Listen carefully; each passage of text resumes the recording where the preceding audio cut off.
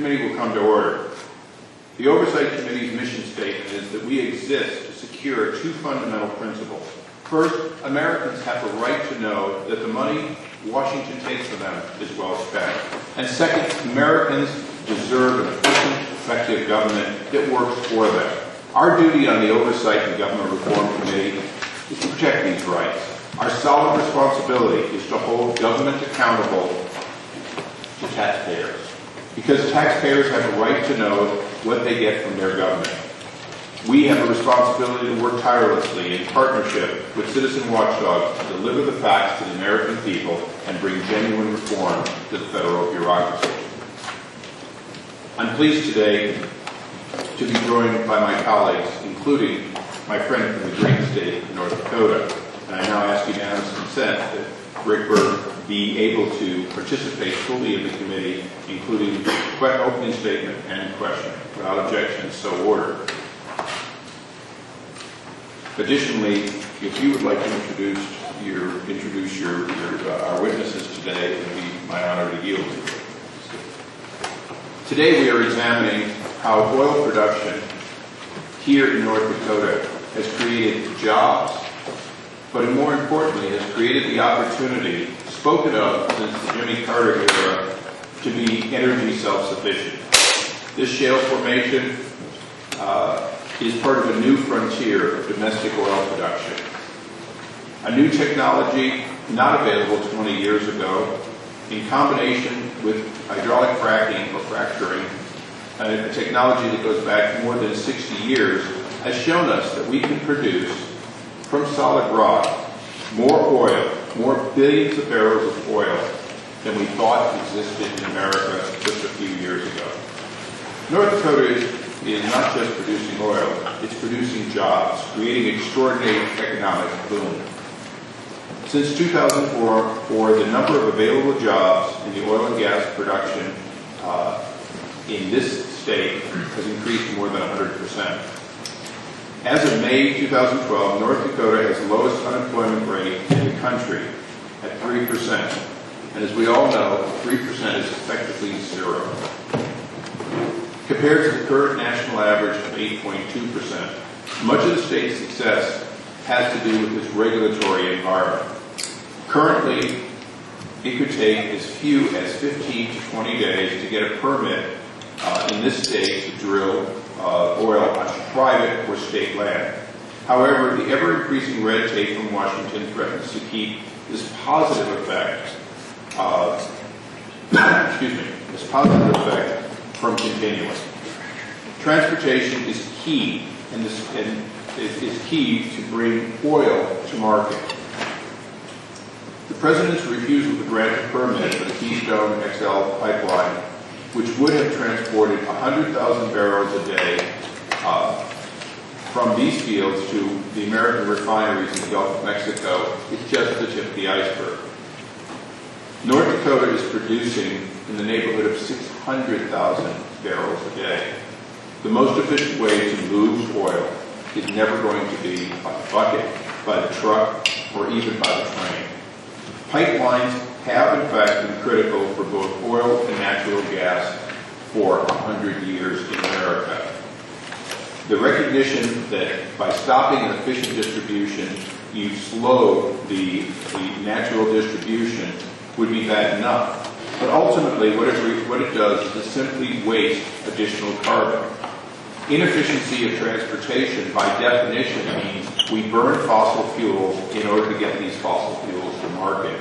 So for those who believe that reducing the carbon footprint is important, Washington is today working to the detriment of that very goal. The amount of oil coming out of North Dakota will not affect the world's production or the world's consumption of oil by one drop. It will affect the $600 billion that we might be paying in transfer costs to other countries if we don't become energy self-sufficient. Today, every day, more than $1 billion of U.S. dollars leave the country to pay for foreign oil. North Dakota and other new finds with new technology will allow us to that will allow us to, in the future, be oil self-sufficient, natural gas self-sufficient, coal self-sufficient, and ultimately prosperous enough to invest in and to bring sustainable next generation energy to market. So those who so often ask us, why is it we're not for all of the above? We are. But all of the below are a great part of the affordable energy today that funds all of the above's future. And with that, I recognize Mr. Langford for his opening statement. Thank you, Mr. Chairman. Thank you for the witnesses being here today and for the university for hosting us as well. Since the 1970s and all the energy crisis and the price spikes that we've experienced, our nation has talked about how do we become energy independent. This is a common conversation for decades now. We focus on exploration, focus on supply lines, diversification of fuels, renewable fuels, natural resources, the environment, and more. We've asked ourselves, do we consume too much? Do we produce too little? Is our resource in short supply? Do we lack the resources to move and refine what we produce? In the middle of this 40-plus year journey, we've invested in oil, coal, natural gas, hydroelectric, solar, nuclear, geothermal, biofuels, hydrogen, and a lot of experimental fuels. But we're not energy independent yet. Not even North American energy independent. So I want to know why. What's preventing us from attaining energy independence? Our economy runs on inexpensive and reliable energy. Millions of jobs are connected to energy. If we could move from talking about this to actually doing it, our energy independence could make a difference in the American economy. Around $300 billion a year is spent on purchasing crude oil from foreign sources, which is a tremendous drain on our economy. We also have to deal with the national security implications of depending on foreign sources for energy. I want to know, is it a supply issue? The President has often quoted lately that America has 2% of the world's proven reserves, but we use 20% of the world's oil. He implies we're running out. I want to know, are we running out? In the 1970s, President Jimmy Carter's administration forced electricity generation towards coal because they believed that we were running out of natural gas and we needed an abundant fuel for electricity generation. I want to know, is it our regulatory environment? Federal regulations and guidance appear to be in front of science at times. Are we getting ahead of science with our regulations? BLM and EPA have already made major moves against hydraulic fracking, but the 2010 congressionally mandated study of fracking has not even released its draft report yet. Not even the first tier of the study is complete yet. And the final study is not to be done until 2014. Yet actions have already been taken from the federal government based on a study that doesn't even exist yet. So I want to know, is there something that we're doing and we're getting ahead of science in our regulatory scheme? There are a lot of issues. We look forward to asking the questions and pummeling you with random different factoids of information to get on the congressional record. But it's important that we continue on this conversation and we get as much as we can of the facts and details in it. We hear a lot when we're in Washington, D.C. hearings from EPA, from the regulatory environment there. We hear a lot from folks that speak often inside the Beltway. These field hearings are important to us to get the other side of the story and to be able to get a balanced perspective of what is happening in the field. So I appreciate you being here today. Mr. Chairman, I appreciate you doing the opening statement as well. Mr. Fairfield. Thank you very much, Chairman Ice. I'm a representative from Texas. I think we're the only state ahead of North Dakota right now in oil production. So far. But what Texas, I think, has learned is that the energy sector can lead a state's economic growth, economic development, and create jobs. And I think we're seeing a lot of the same effects here in North Dakota. But we also need to be constantly vigilant about what we can do to continue to create jobs, continue to bring affordable energy to market, especially in this country. I think I agree with my colleagues that have spoken so far that energy independence is absolutely critical to this country, not just from a job standpoint, but from a national security standpoint. And the opportunity to create jobs, and not just jobs, but good paying jobs associated with the energy sector is huge. You know, we are blessed in this country that our wages are high, but we're also cursed that our wages are high because we sometimes lose particularly manufacturing to places overseas where labor costs are lower. But the low energy costs made available by new drilling technologies that have enabled North Dakota to prosper in their oil production are great, because what they do is they lower our energy costs. And our lower energy costs in the United States can counteract some of the higher labor costs that we have. But another curse we have in the United States is excessive government regulation. And the low energy costs can help with one or the other, but probably can't overcome both. And these same regulatory burdens that affect other industries are also acutely present in the oil and gas industry, especially at a time where it seems like there is, from some sectors, a war on traditional energy. There's a belief, I think, among some people, and it's an erroneous belief, that for green or new energies to succeed, traditional oil and gas needs to fail. And I think that's absolutely wrong-minded. That's looking at the cup as half empty, when in America, I think we've always looked at the cup being half full. We are a land of plenty, and our ingenuity and our technology and God's grace are going to keep us as a prosperous, great country and best place in the world to live. With that, I'll move back. And now for the gentleman from Holland, North Dakota.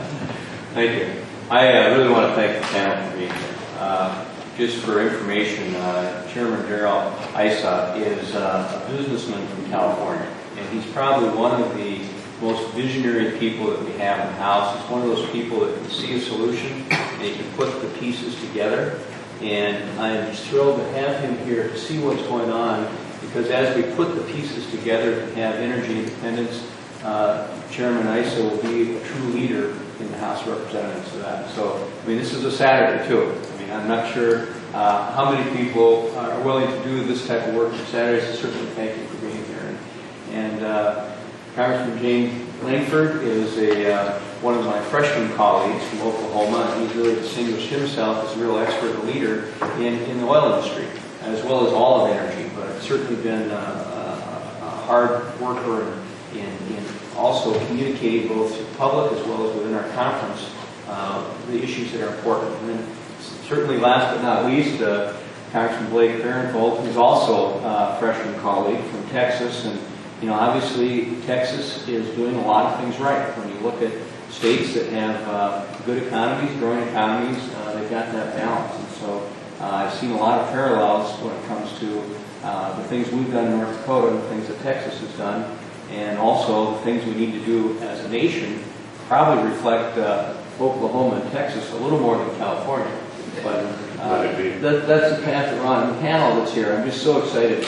You know, I was thinking about today, some of these discussions happened in 1994 on how do we increase energy production in North Dakota. This is not something where someone just kicked a rock and all of a sudden oil started squirting up. And this is this precision hydraulic fracturing is a very scientific code that was broke by a partnership between, really, I would say, the government, research, and the private sector, really out there risking a lot of dollars. And in doing so, you know, what we've created today, and everyone knows about that, I mean, 3% unemployment. Actually, I should correct everyone, it's not 3% unemployment anymore. 2.7. But we have $2 billion in reserve. I mean, as we'll hear from Michael later, what's going on in our jobs. I mean, there's a lot of good things. When I talk to people around the state that operate in multiple states, they say, you know, North Dakota has very strong, strict regulations. They do. But we know what they are, and they're stable. In 2005, I think one of the fundamental things we did in 2005 is we created what we call Empower North Dakota. And as leader at the time, we used to have all these political debates in our chamber between solar and oil and wind and coal and all these different things. We wasted so much political energy.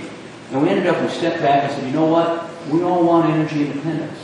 And when we recognized that, then we said, you know what? Everyone has a piece of this long-term solution. It's not going to be without wind. It's not going to be without solar, but it's not going to be totally solar, it's not going to be totally wind. So what we did is we created this committee called Power, that really, before a bill would be introduced into the North Dakota legislature, it would go through this Empower committee, and we had all the stakeholders on that committee. So at the end of the day, the bills that came through the legislature were well thought out. They had a plan, and the plan was to develop a logical process to really make North Dakota a key exporter of energy. And that's really when, if we crisscross the state, we'd find in all of the above here in North Dakota, from our wind, from our ethanol, our coal, our oil. And so there's a lot of partnerships that we've created. My goal, quite frankly, is that we create an Empower America. And I think we can do that by, again, getting our focus. As a businessman knows, we need to have a crystal clear focus. And I think we can pull those things together long-term for our country's future. So I look at this as a big step and a good step to move in that direction. So I'll love to introduce the panel. First, Al Anderson, who, I think I first got to know Al when he was in charge of North Dakota's only refinery. And just really a visionary and a great person, and now is the head of our Commerce Department. Really spent his whole life in the private sector and now is in the government sector and knows how those work together. Lynn Helms, who is, do you want me to introduce each one before you speak? Yeah, no, I just swear them in after you introduce them, so go ahead. Do them all. Do them all. Get the formalities out of the way. Lynn Helms is the head of our regulatory here in North Dakota. I think typically you see, when you talk about a regulation in the private sector, you'll see a barrier between those two, certainly from the EPA and a lot of things that happen in North Dakota would have that barrier. Lynn has been, I've been on all sides of the table with Lynn, from majority leader, putting the budgets together and that kind of thing. And he's really, again, been part of this long-term focus is to help get things done. And I think it's a testament to his office and what he's doing. We went in 2005, we had 3,000 barrels a day coming out of the Bakken. In 2012, we have 610,000 barrels a day coming out of the Bakken.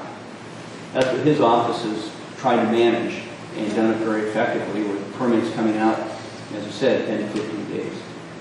And then Michael from Job Service, this is going to be the fun sort of story today, is what does all this mean? Because that's the bottom line. North Dakota's seen more income rising faster, our economy is growing faster than any other state in the nation, and it's because of this economic engine. So I look forward to hearing that. Thank you. Pursuant to the committee rules, all witnesses must be sworn. Would you please rise and take the oath? Right hand. Do you solemnly swear that the testimony you're about to give will be the truth, the whole truth, and nothing but the truth? Let the record reflect that please have a seat, all witnesses answered in the affirmative. As I said before we open, this is an official hearing, no different than one in Washington. The lights that you're going to see come on in a moment in front of you are part of the universal system. Green means go, yellow means go faster so that you don't get caught underneath when it turns red, and red means stop. Please try to do that, particularly understanding that your entire written statements be placed in the record. Additionally, I'm going to hold the record open both for other members who couldn't be here today and for additional remarks you may have. Before we begin, I'd ask one more request, which is, would you all agree to answer additional written questions if we are not able to get all of our questions in during this time?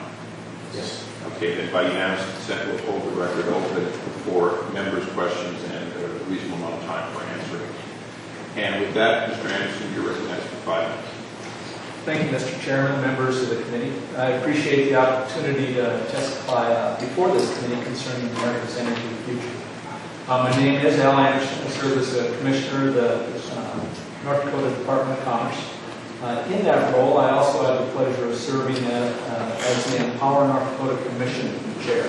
And Congressman Byrd talked a little bit about that, and it's one of the exciting things that has truly made a difference in our growth over the past decade. North Dakota has experienced tremendous growth. Because of the limited time, I'll just touch on some of the real short ones. We're number one in the strongest economy. Our GDP was 7.1%. We've added over 65,000 jobs in the last decade. We've gone from 38th in the nation to 9th in the nation in per capita personal income in that last decade. That's a 78% increase.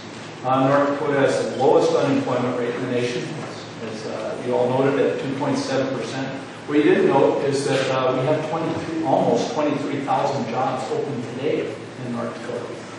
We've also increased our exports dramatically, exceeding $1 billion for the first time in our state's history. We've been blessed, like Texas, like Oklahoma, with a lot of diverse natural resources. We're the second largest oil producing state. Lynn can talk about where we're at because it keeps going up so quickly I can't keep track. But we're also number 10 in coal production. We have significant 4,000 megawatts of lignite and other coal generation from 7 facilities across the state. We lead in 9 different agricultural commodities, many of those tied to the energy crops.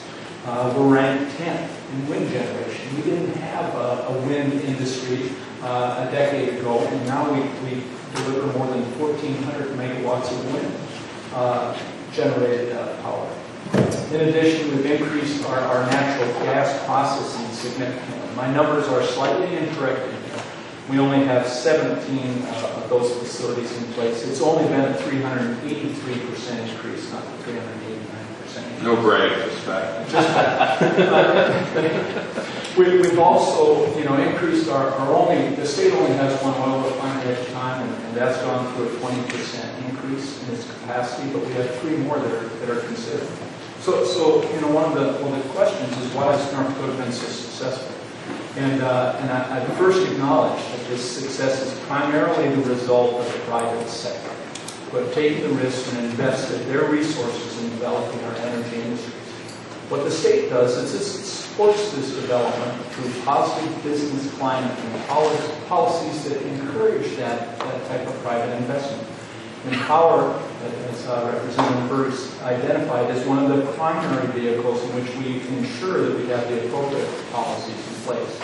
It was established in 2007. The members are appointed by the governor. It covers all of the industries that exist in North Dakota. And its role is to make recommendations concerning the state's energy policy. It brings individuals from the traditional side as well as the energy or the renewable energy side all together at the same table.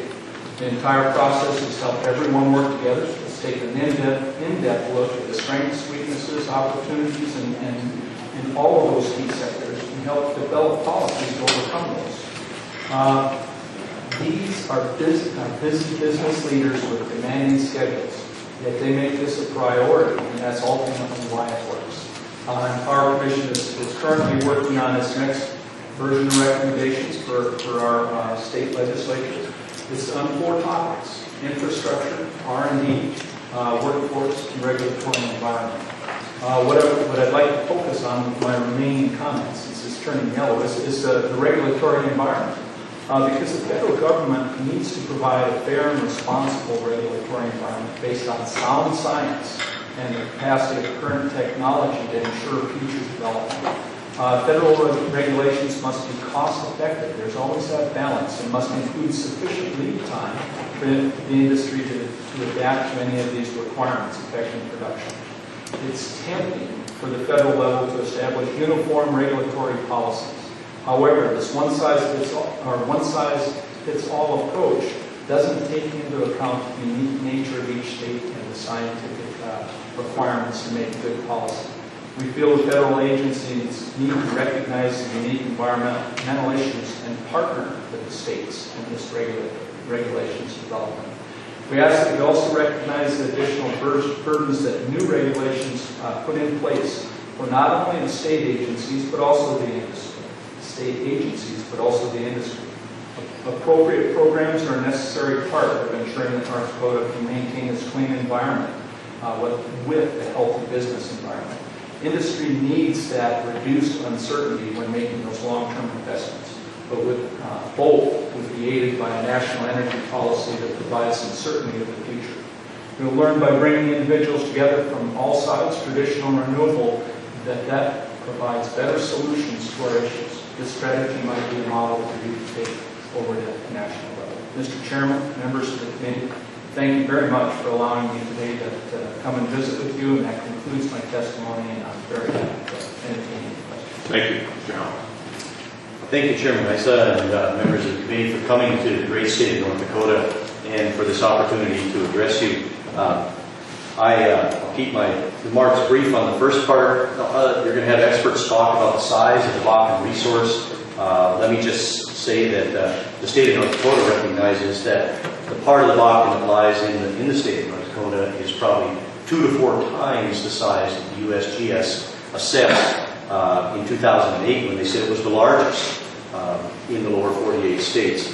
One of the things I want to draw your attention to is it is so large that a 1% increase in recovery from this resource is equal to 5 months consumption in the United States. It is this that gives us the hope that North American can be energy independent. A 1% increase is equal to 5 months of U.S. oil consumption. And we're currently able to extract about 5% of the Bakken resource. So tremendous upward potential.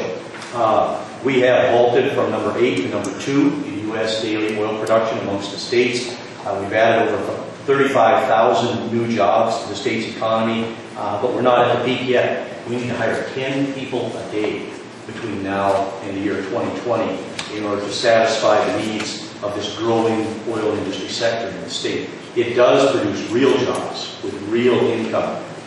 North Dakota's geology is unique, and I've included in my written testimony characterization of that geology to show you why hydraulic fracturing is safe in North Dakota, why water disposal is safe in North Dakota, and how it all works.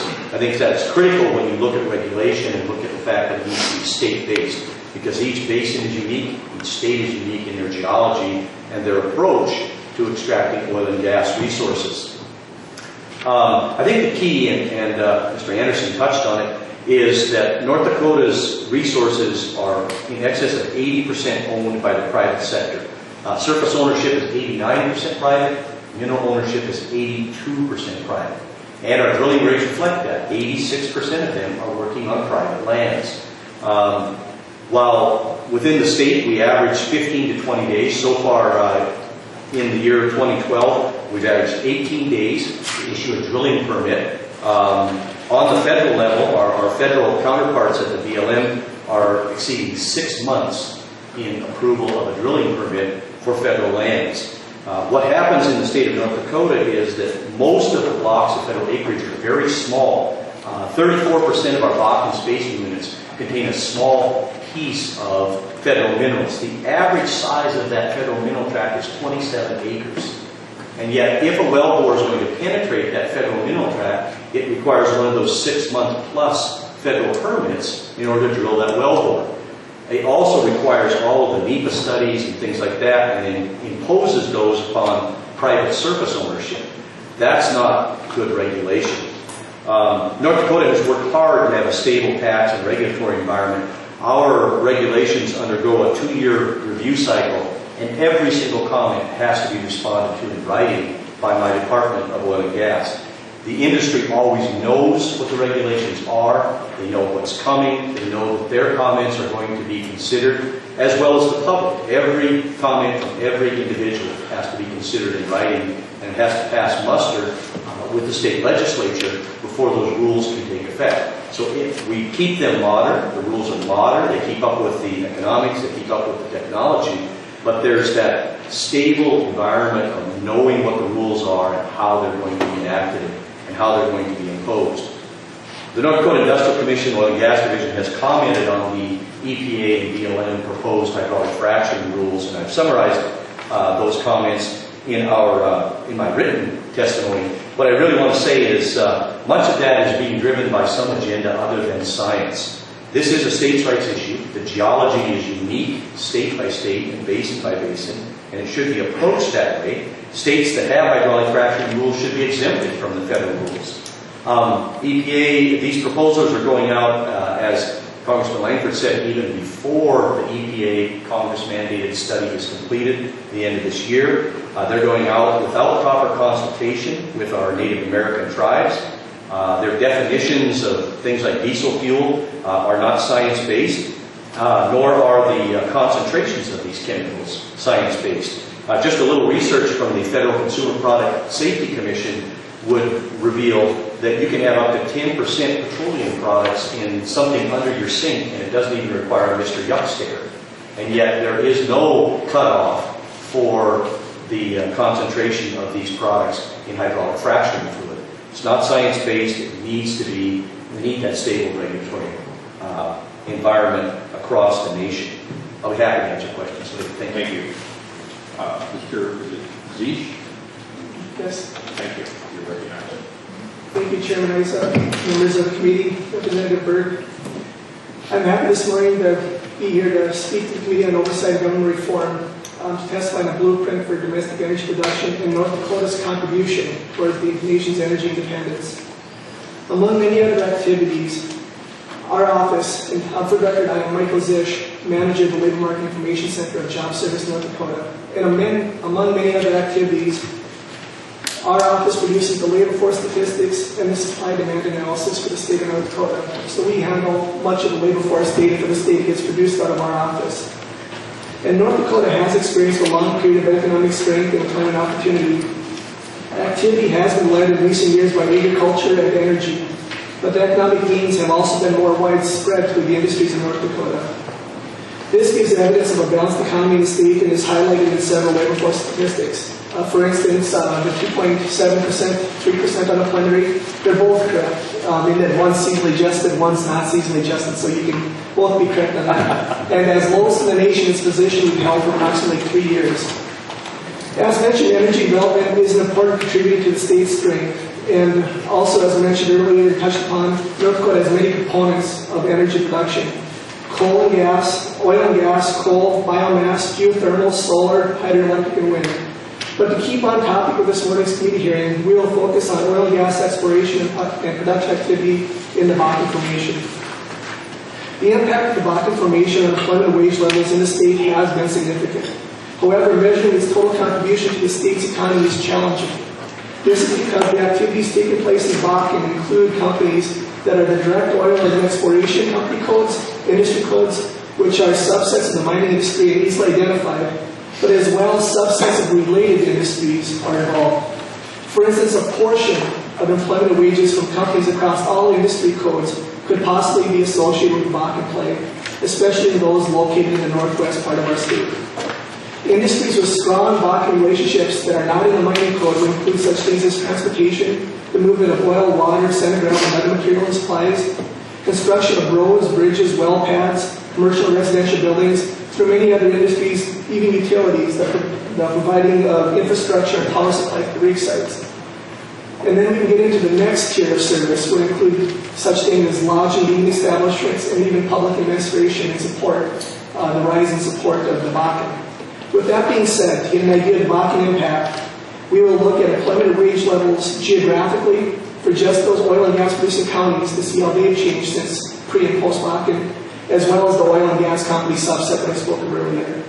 We'll use 2004 as our benchmark period, and we'll use 2011 as our post period, as that's the most recent annual average we have available. In looking at the total economy of the 17 oil and gas producing counties, total covered employment grew by almost 50% over that period, compared to 18.2% of the state. Total covered wages or payroll in those counties increased by almost 180% over that period, compared to 70% of the state.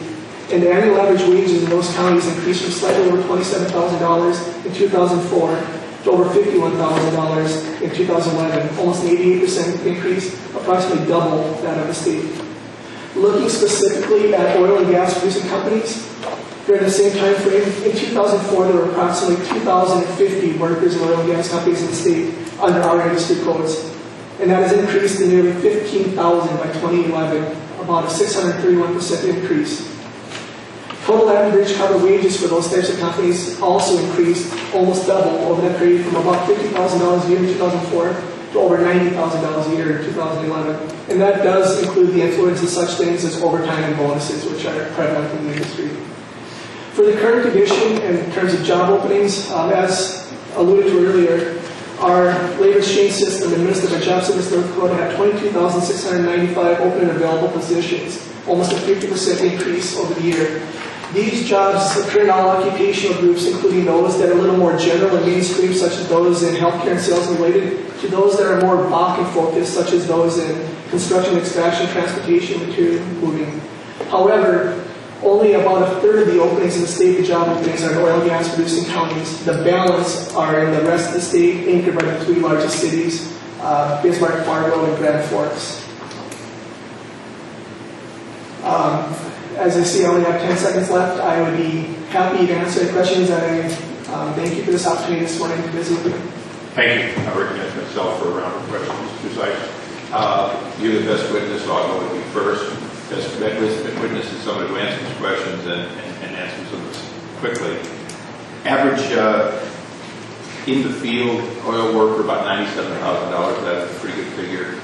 It is. And that's so much higher than the average American salary. Is it fair to say that a rising tide helps all ships, that in fact people who make that kind of money, families who have one or more workers making nearly $100,000, that ripples into the grocery store, the restaurants, the addition put on the house, all the other things that add to a vibrant economy? Mr. Chairman, it does indeed cause wage compression. It does indeed reflect in competition for workers amongst other industries. And as alluded to in those oil and gas producing counties, that was totally common in effect. So it indeed does. So even when the growth ceases, when you get to a level area, if your makeup of jobs includes jobs that pay $100,000 a year, in other words, high-paying jobs, the element of high-paying jobs is in fact where the success of an economy goes. If you're at full employment but the average wage is $35,000, I would presume you're not as well off as if you have more and more of those positions that pay the high dollars. Mr. Chairman, that's indeed correct. It becomes a function of discretionary income and ability to buy beyond subsistence. And when you mentioned the 29,000 job openings, what is 3% of your workforce, or 2.7%, Mr. Anderson? How many people would that be, roughly? It's 23,000 open and available positions. 3% of that. No, 3% unemployment. Right. How many people in this state? The number of unemployed for the most current month was 10,611 not seasonally jobs. Okay, so Rick, you were kind of sandbagging us. What you're really saying is you have negative 6% unemployment because you have about 9% of the force in job openings.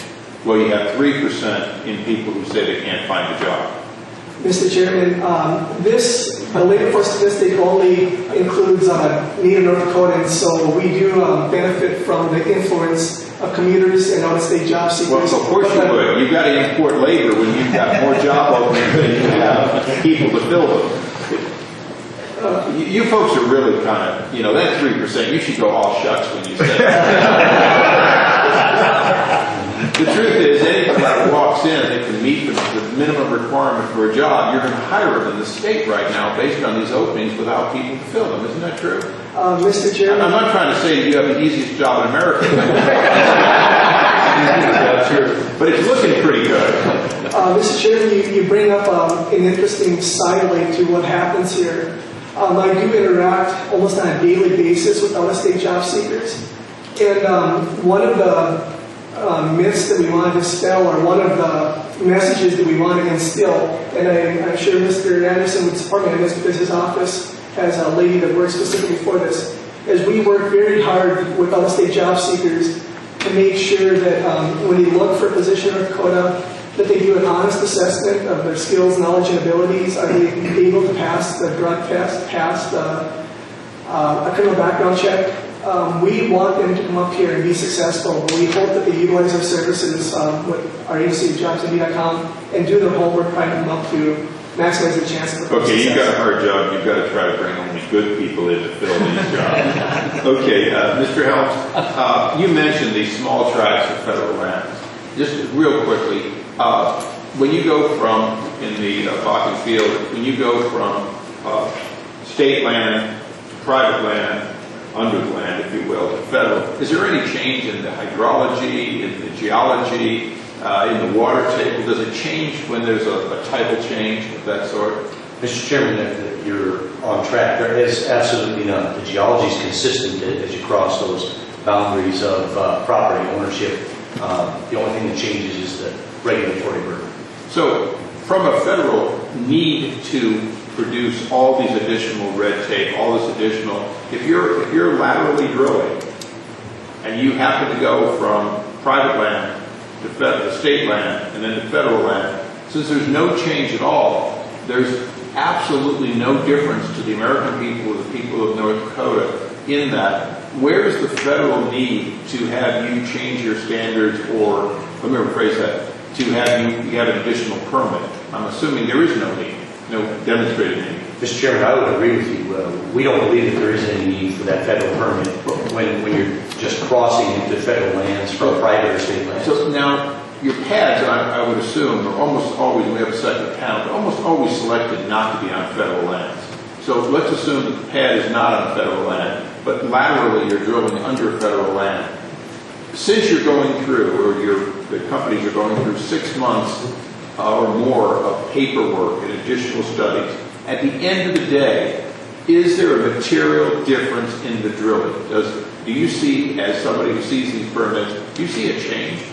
Mr. Chairman, there is no material change. Same in drill environmental protection, Same wells drill are drilled, same permits, Same crews? same crews, Same same depth? rig, same completion.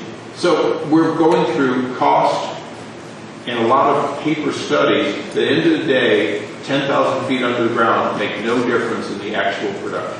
Mr. Chairman, that's correct. I'll reserve my rest of mine for a second round, Mr. Anderson. With that, Mr. Langford. We're thinking along the same things on that. Mr. Zish, by the way, sitting behind me on the plane last night was a plumber who was on his way to North Dakota to come find a job. And so it was interesting to get a chance to interact with him a little bit on that. Sean, I want to talk to you briefly about the diesel guidance that's just come out. There is as you mentioned, a whole cornucopia of new regulations that are coming out ahead of the study. One of them deals with diesel. Can you dive a little bit more into that? Because this should be an issue that is traditionally a state primacy issue for making decisions on that. What has changed, or has anything changed on that? Representative Langford, the diesel guidance that was proposed, and now the comment period has been extended into September, which we're grateful for, expands greatly the regulation under the Safe Drinking Water Act and actually puts the federal government oversight in a position of stepping over state primacy, where it's been granted for 20 or 30 years in underground injection control, and begins to require permitting and consideration of permitting schemes among states that have been granted primacy over that program. One of the problems is that it takes a long-standing, very successful program of regulating water disposal or waste disposal in the oil field and shoehorns a Energy Policy Act 2005 allowance to regulate diesel in the Safe Drinking Water Act into that program. Why was diesel put into that 2005? I was in this position in 2005 when that occurred, and it was placed there because companies were hydraulically fracturing coal bed methane wells using diesel fuel as the carrier fluid. And it was believed that that created some endangerment where those coal seams were being used as drinking water resources. That was logical and thoughtful and probably a good move.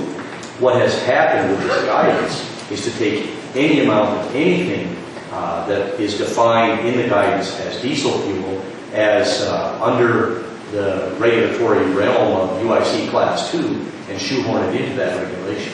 So, you go back to 2005, thousands of gallons of diesel fuel are used as the primary liquid that's going through, the fluid that's going through to do the frac. Now shifting it to say, if you put 6 ounces in 3 million gallons worth of water, anything that we could remotely call diesel, we're going to now impose all these new regulations. Is that where we are? Mr. Congressman, that is where we are. Solution-wise, we've got to put some boundaries around EPA, not only to get back to the intent of what that 2005 law intended to do, rather than its huge overreach it's currently participating in. What is the appropriate amount to balance out that? Is it I think you mentioned a 10% level before, is it a 50% level of diesel, is it a 5% level? What would you recommend, or is it just a classification issue to make sure the classification of diesel is correct? Well, Mr. Congressman, I think it's a sort of all of the above. I think if the Consumer Product Safety Commission has done all of the studies, which they have, to determine what is a safe level of petroleum products in consumer products under the sink without requiring any labeling or warning labels at 10%, then 10% is a pretty good rule of thumb to start with. That perhaps ought to be the starting point, and then allow comments one way or the other to adjust that slightly up or down. But at the same time, states like Oklahoma, like North Dakota, understand their local geology, and many of the states have adopted hydraulic fracturing regulation that requires certain wellbore construction techniques, testing, and chemical disclosure on the nationwide frac focus program. If a state has taken those 3 steps, it should be explicitly exempted from this guidance. If it hasn't, perhaps federal oversight is a good idea, but states understand their geology and ought to be explicitly exempt. And then finally, I really think we need to wait for the EPA study, and we also need to base the definition of diesel fuel on science. It needs to be something we would recognize as diesel fuel. It doesn't need to be any synonym or possible future name that somebody might think looks or acts like diesel fuel. It needs to be science-based. I had some interesting interaction with some leadership in the water side of EPA because some of their definitions, I said, if I have my diesel truck and I put this into the tank, will it run? And they said, yes, but it comes from the same origin. And I said, I understand, but it's not diesel by any means. So with that, I get back. Well, if I can just, Mr. Helms, I just want the record to be clear. What you're really saying is that if I have one sub-element, some part that is found in diesel fuel, and I put 1 drop into 1,000 gallons, 1 drop of something that is a component of diesel fuel, EPA wants to say that hook now allows us to call it diesel and regulate it. Is that basically what you're seeing in the proposed rule? That is what we see, Chairman Issa, in the proposed guidance as it is proposed. Any amount of anything that contains a component like diesel fuel, and that's brought in under the synonyms, would then provide the hook for it to be regulated under the UIC Class 2 program and permits be issued. But in order to get that hook, you could have an amount of benzene or something that I could still drink the water you're injecting, and they would still say the hook got them in. Is that right? They're not talking about a concentration of something that is terrible. They're talking about something that may already be diluted before it ever hits anywhere else, and they still want to regulate it. It's something I could drink from under my sink, and they want me to keep from doing it. Mr. Chairman, that is how we see this guidance in its current form. But I can take that from underneath my sink, and I can pour it into my sink, into the water supply, and it would be okay. That is correct. Oh, so it's okay to force it into the water supply, but not okay to inject it 10,000 feet down. That is how this current guidance works. Mr. Farrell. Thank you, Mr. Chairman. Actually, Mr. Helms, I'd like to follow up on something that the chairman was asking about the additional permitting requirement once you get to federal land. Let me make sure I understand this correctly. I could have a drilling platform, let's say half a mile from some government land. What's the depth, typical depth of a Bakken well? About 10,000 feet. All right, so I'm a half a mile away. I've drilled 10,000 feet, 2 miles underground. And the way these horizontal wells work, you get 10,000 feet below, you hang a right, and you go out a mile. So you creep under some federal lands, 2 miles deep, and you have to jump through these hoops. That's correct, Congressman. There's nothing on the surface of the federal land. There's nothing within 2 miles of the surface. Well, half a mile in my scenario, but there's nothing within a half a mile on the surface and 2 miles underground. Is that correct? That is correct. And 2 miles underground, it's not that porous. I mean, those 2 miles, those are rocks. That's correct. Nothing changes at the end of that drill. Nothing changes. I just wanted to make sure we were clear on the absurdity, or what I consider to be the absurdity of that. Let me shift gears a little bit and talk to Mr. Anderson. We've got some shale formations in Texas, the Eagle Ford in particular, and we're experiencing real growing pains as a result of that. I'd be curious how y'all are dealing with issues like housing for the variety of new residents, additional road wear on roads caused by the heavy oil field traffic, and how your cities are dealing with the increased truck traffic through the city center. And Representative, thank you for that question. We've actually worked with several Texas representatives on sharing notes on those specific challenges because they are very similar in Texas and in North Dakota. And let me, even though I may not be the best witness, I want to expand a little bit on it because Western North Dakota. Western North Dakota was the roads that is 2-lane roads. They were agriculture. They were not set up for the heavy traffic and things like that. So it's understandable where that infrastructure needs to be beefed up. What our state legislators did in the last session was they identified $1.2 billion set aside specifically for infrastructure issues. Within that $1.2 billion, a significant amount is tied to highway, whether it's state, whether it's county, whether it's township, to help out in that particular area. Other programs like a housing incentive fund, which are tax credits that are given to developers to get low and affordable housing, has been established, and those are set up to, it's not the federal government's designation of low income, it is a designation that the state has done because it's the folks on Main Street.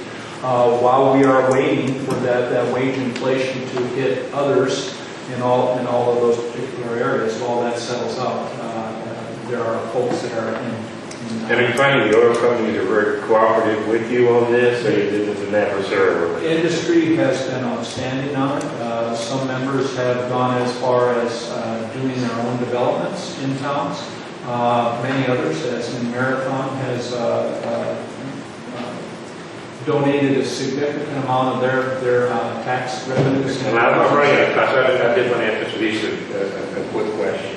With the high wages the oil companies are paying, is that driving wages in other sectors up? I mean, are your folks in fast food restaurants doing better wage-wise because the oil companies might come higher the way?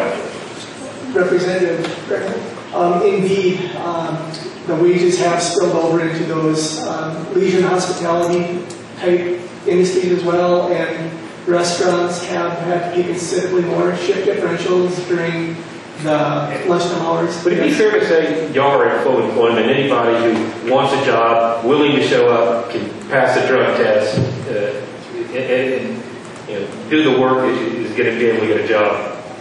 Mr. Farrell, Representative, certainly some unemployment's always frictional, but we are at full employment. I would say that. I would imagine that in the 2% are people who are between jobs because they quit because they didn't like it or they got fired for something else. I mean, that looks pretty close to full employment. Representative Farrell, you're exactly correct. Some of it's frictional, some of it's seasonal, very little be structural. Thank you. The gentleman from North Dakota. Hey, Mr. Chairman. I really appreciate the panel discussion. I want to just briefly talk about the regulatory environment. In North Dakota, there's a unique difference between how Washington and North Dakota operate. In North Dakota, we have an administrative rules committee. And so the legislature passes a bill having to do with the energy industry. Whatever department is closest to that will write the rules. And before those rules become put on the public or enforceable, they go through a bipartisan committee, House and Senate, Republican and Democrat, called administrative rules. And once in a while, we'll have rules that come down that really don't make any common sense. And typically, everyone's aware of that before it even gets to the committee. Everyone comes to the table, they talk it out, and figure out a better way of applying that regulation to get the right outcome in a common sense manner. And in Washington, we passed a bill called the RAINS Act that was similar in the fact that if there was a major rule before it would be imposed, it would go through for an up or down vote in the House and Senate. I guess I'd just like, Mr. Helms, for you to address the checks and balances in our regulatory process here that really end up with common sense regulations and stability. Well, Representative Berg, thank you for the opportunity. I touched on that a little bit in my testimony, but we have a continuous improvement cycle, as I stated, in our rulemaking within the oil and gas division. Not every agency does that, but we do because technology and economics change so rapidly in this industry. What makes it work in North Dakota partially is the fact that our Administrative Practices Act requires every comment to be addressed in writing.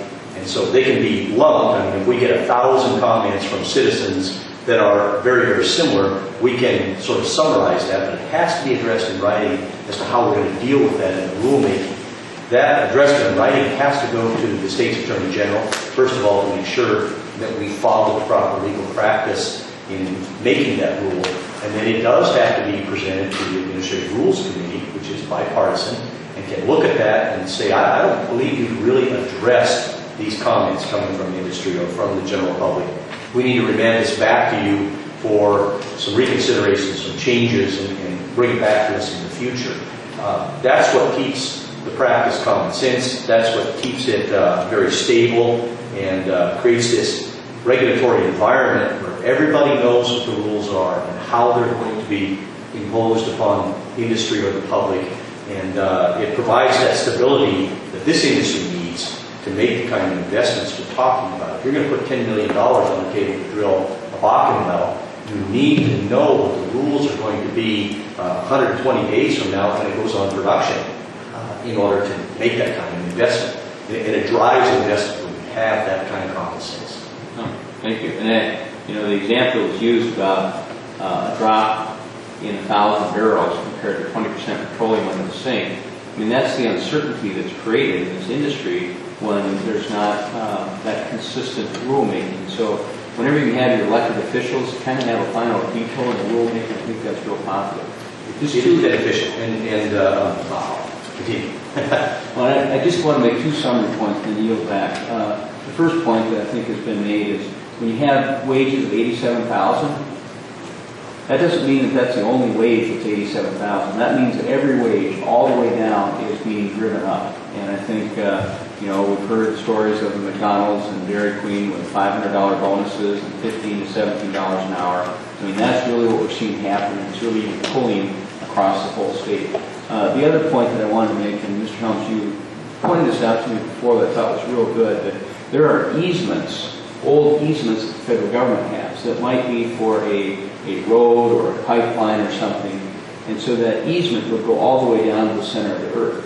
And so part of when we're doing these permitting, some of these federal lands are because of that, narrow, but really going all the way down creates a challenge. And so. Absolutely. We've got a couple of situations where we have a 1,280-acre Bakken spacing unit and the horizontal wellbores are 2 miles long. It needs to cross 100 feet of federal easement. And that triggers going from an 18-day state permit to a 6-month federal permit. All the archaeology studies on private land, all of those things that come in with a federal permit. That's not common sense regulation. I'll yield back. Thank you. I'm going to do just a 1 minute second round. So let me understand this. Has the federal government at the end of 6 months of cost and paperwork ever said no? Mr. Chairman, I think at the end of that 6 months they've said maybe, but I don't recall them ever saying no. Okay, and just to ask the question one more time. The EPA wants to regulate something I can drink if I put it 10,000 feet under the ground. I think that's an accurate description. Certainly, what this guy does into the water supply. Yeah. Okay, last but not least, Mr. Burke is with us, and of course he was the leader of the legislature before he came to Congress. Which, in each of your opinions, has more to do with the current economy here in North Dakota? His effort, the efforts of the state legislature and the governor, or President Obama's current strategy for energy production, including, obviously, Keystone Pipe and so on? If you could just briefly say which one you think wins that.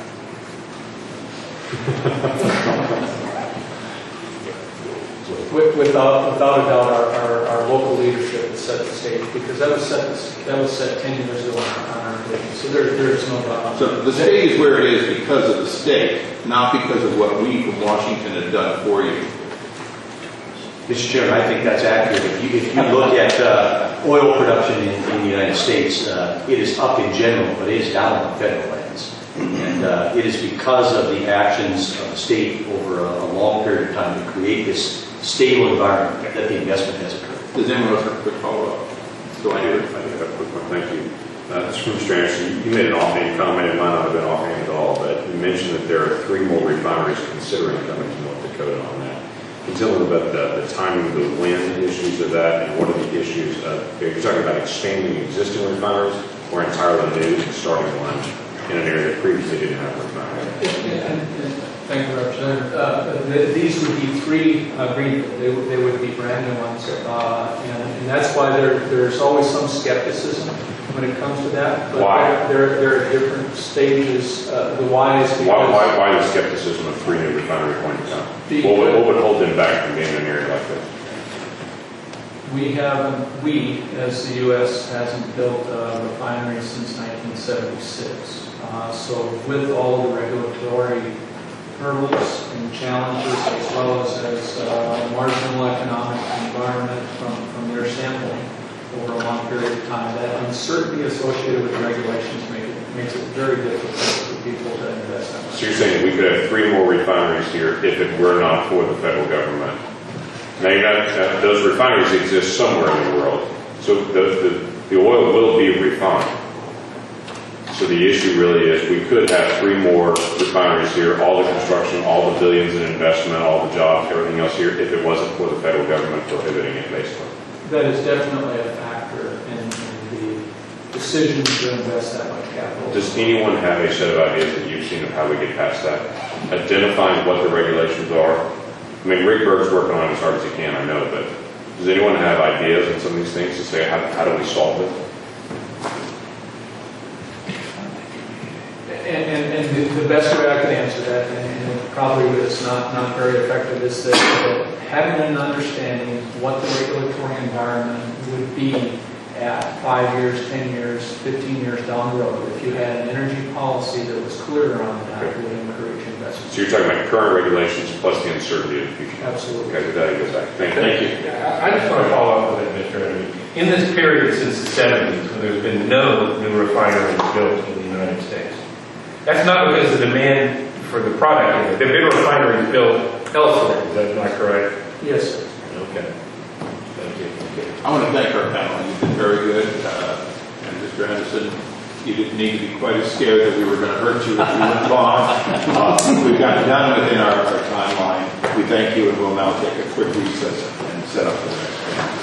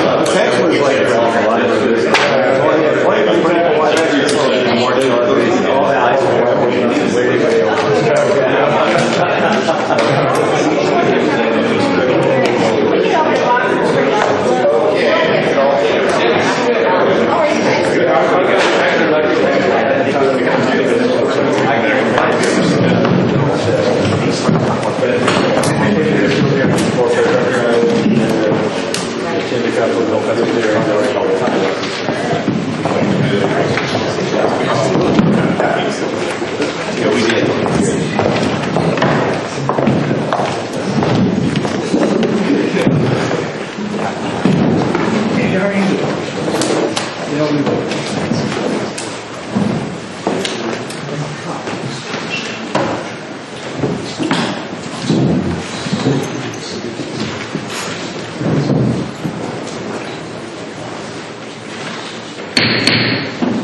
will reconvene. We now recognize our second panel. Mr. Jack Elstrom is Vice President of Corporate and Government Relations at Whiting Petroleum Corporation. Mr. Jack Stark is Senior Vice President of Exploration and Natural Resources. Mr. Kevin Hatfield is Senior Director of Gathering Systems at Enbridge, Inc. And Mr. Tad True is Vice President of Bridger Pipeline, LLC. As you saw in the first panel, all witnesses on this committee must be sworn. Please rise and raise your right hand and take the oath. Do you solemnly swear that the testimony you are about to give will be the truth, the whole truth, and nothing but the truth? Let the record reflect all witnesses and you've also seen our stoplights. I give a B+ to our first panel. It's pretty good. See if you folks can get it in. Mr. Elstrom.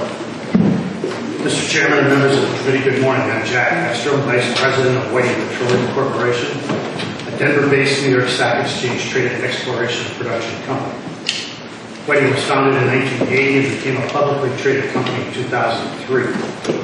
And through acquisitions, doubled the size of the firm in 2004 and again in 2005. Among those were properties in North Dakota that provided Whiting with a toehold that has allowed us to become the #3 oil producer in this state. How does this translate into jobs? When Whiting went public in 2003, we had 110 employees. As of July 1st, 2012, Whiting employed 766 individuals, and we have over 150 open positions in North Dakota. Currently, we have 21 drilling rigs operating in the state and in Montana, drilling in the Bakken play. The drilling rig employs approximately 25 individuals, the frac crew employs approximately 65, and we employ 2 full-time frac crews. There are approximately 40 vendors involved in the drilling of each well. If each vendor had only 1 employee, that would be another 40 jobs. Add it all up and it approaches 700 indirect jobs created by our activity alone. These people need housing, food, daycare, schools, and churches. So the impact of our efforts on the economy is far-reaching. Our saying is if you drill a hole, money and jobs come. Whiting, like the vast majority of our peers, strives to be a good steward of our assets for our shareholders, for the state and governmental areas where we operate, and for the mineral interest owners who have allowed us to develop their resource. We strive to be good stewards of the environment, to preserve the environmental resource for future generations. I have provided a Whiting map, partially in your packet there, of some of our operations in North Dakota. It provides graphic evidence of how our operational focus and many other operators is on private and state-owned lands. On this map, the green shaded acreage is federally owned. You will note that in comparison to private and state-owned acreage, there is little drilling, though the federal acreage is clearly within areas known to be productive. But why is that? Because the process on federal lands is so bureaucratic and time-consuming that companies avoid federal acreage if at all possible. Obtaining permits from the state of North Dakota is a reasonable process. But one area we are having difficulty is in Stark County, where there is federal surface and mineral ownership near Teddy Roosevelt National Park. And by the way, the park is off limits. The average time to receive an approved drilling permit for us on this acreage is 298 days. On average, we receive an approved drilling permit from the North Dakota Industrial Commission in just a matter of days. That is why while oil production on private lands was up 14% last year, it was down 11% on federal lands. If the Bakken were larger on federal lands, operators would be tied up somewhere in the federal process. Production would be considerably lower, and North Dakota would not be enjoying 2.7% unemployment and $1 billion budget surplus. The federal government owns millions of acres prospected for oil and gas across the Intermountain West. The unmistakable conclusion is that the prosperity, the jobs, the harvest of domestic resources from unconventional oil and gas plays, enhanced recovery projects, and technology breakthroughs to come can only be realized by mandating the Department of the Interior plan to encourage development, provide leasing certainty, and streamline oil and gas permitting. In addition, Interior is seeking to regulate well completion operations, as we've discussed earlier. These would directly overlay and duplicate individual state regulations that now apply on federal lands. The department has neither the staff nor the technical expertise to regulate such activities. The cost of the proposed rule for Western states, as calculated by John Dunham and Associates for the Western Energy Alliance, is about $1.6 billion annually, and a copy of the Dunham report is attached for your reference. It must be noted that individual states have effectively regulated such operations for decades. Of the 1 million plus wells hydraulically fractured since the 1950s, not a single case of contaminated drinking water has been documented. The North Dakota template should and could be the model for Western states with prospective oil and gas resources under federal lands designated for multiple use. Reasoned regulation and partnership with resource developers works well here. Thank you very much for the opportunity. Thank you, Senator Sharp. Yes, thank you, Chairman Issa and committee members. I'm honored to be here today to speak with you about the prolific Bakken oil field in North Dakota and Montana. I'm a geologist by degree and serve as Senior Vice President of Exploration for Continental Resources out of Oklahoma City. Continental is the 9th largest producer of petroleum liquids in the lower 48 and is the #1 oil producer in the Williston Basin where the Bakken field is located. Continental has also been a leader in developing the Bakken field. It's currently the largest leasehold owner and also the most active driller in the play with 940,000 net acres under lease and 26 rigs active in the play.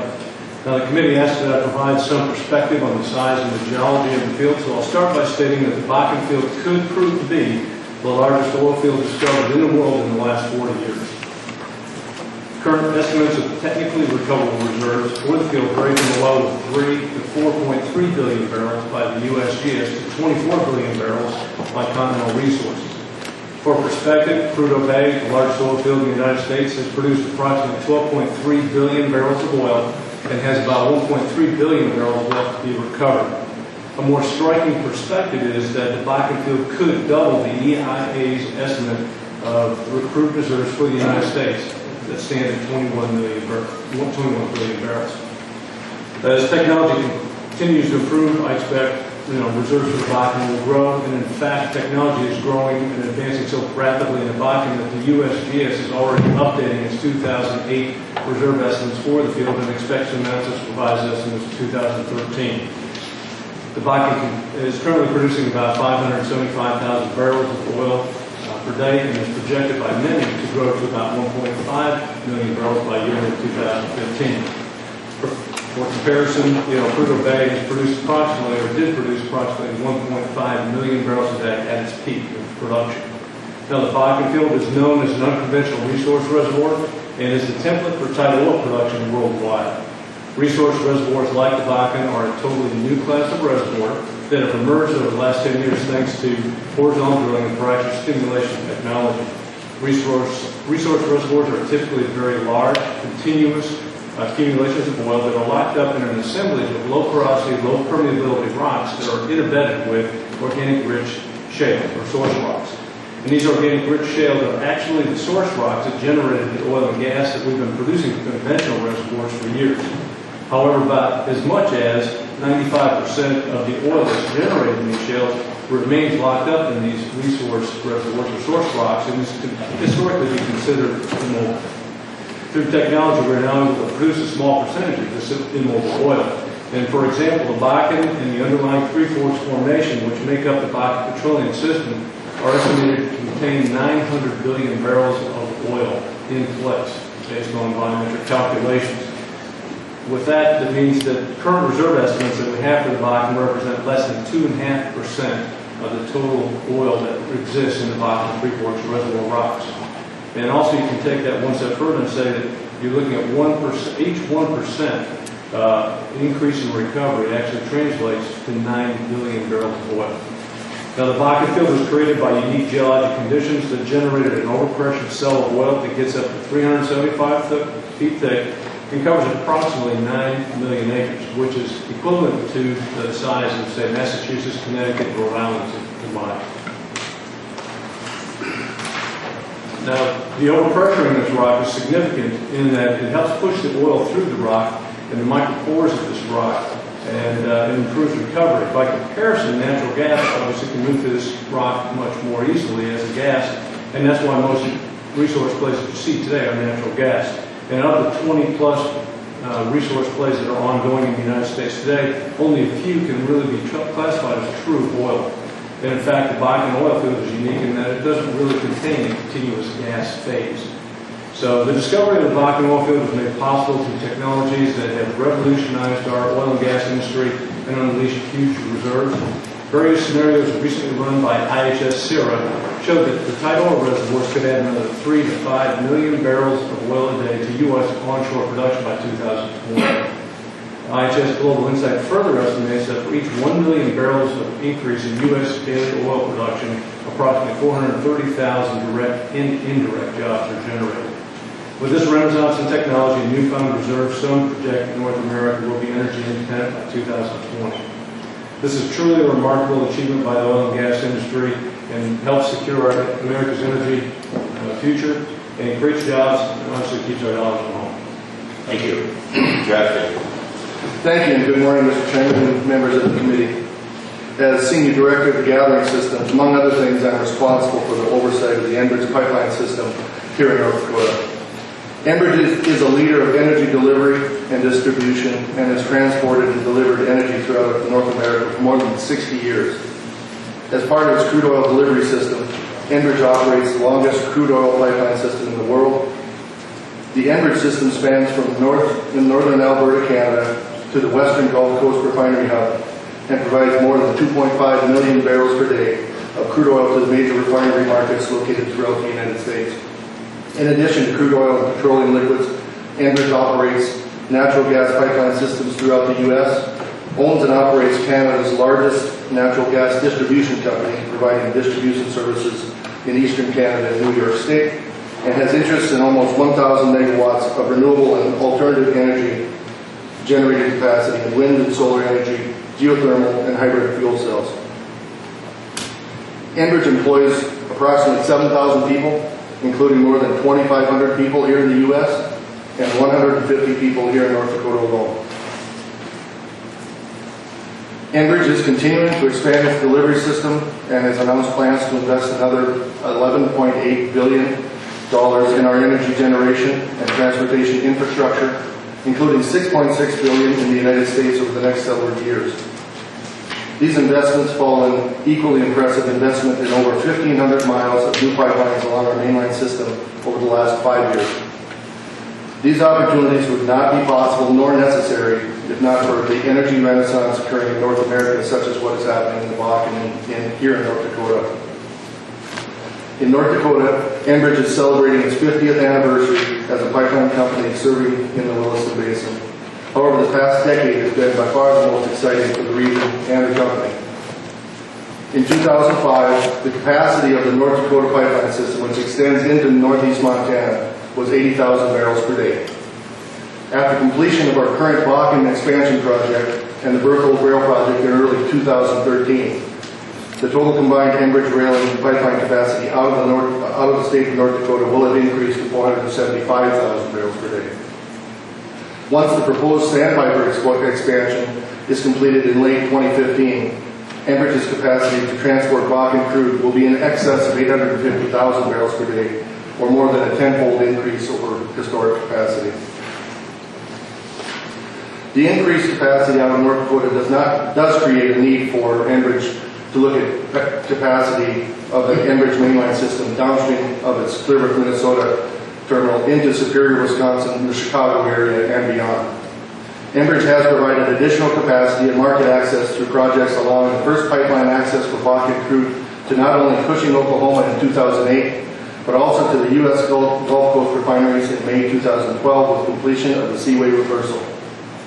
Also, Enbridge has announced pipeline expansions of its Great Lakes pipeline systems that include new pipe into Toledo, Ohio, and early stages of developing rail import capacity and potential future pipeline connections to the East Coast and in particular to the Philadelphia refinery markets. Pipelines provide the safest and most reliable means of transporting crude oil from the wellhead to the refinery markets. However, with opportunities to grow our infrastructure come challenges to build it. Two of the biggest challenges are regulatory timelines and approvals and public scrutiny and acceptance. With regard to regulatory timelines and approvals, interstate crude oil pipeline projects cross multiple state jurisdictions. Each state has its own regulatory regime and timelines. Inconsistent regulations and procedures of states in interstate-type projects require companies to conservatively plan for longer lead times and can lead to economic uncertainty for a project.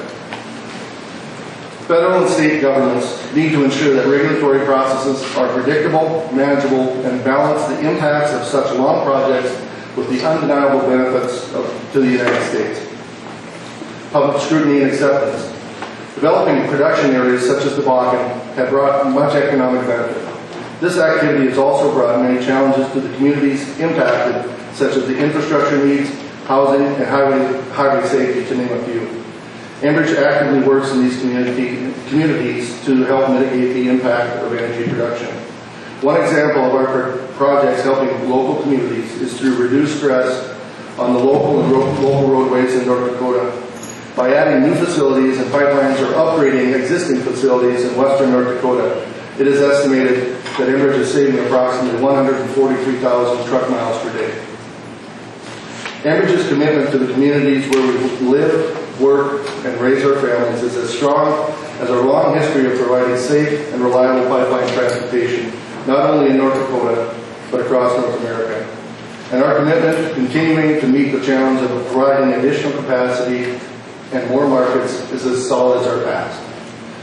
Again, thank you, Mr. Chairman, for the opportunity. I'll be ready for questions now. Thank you, Mr. Chairman.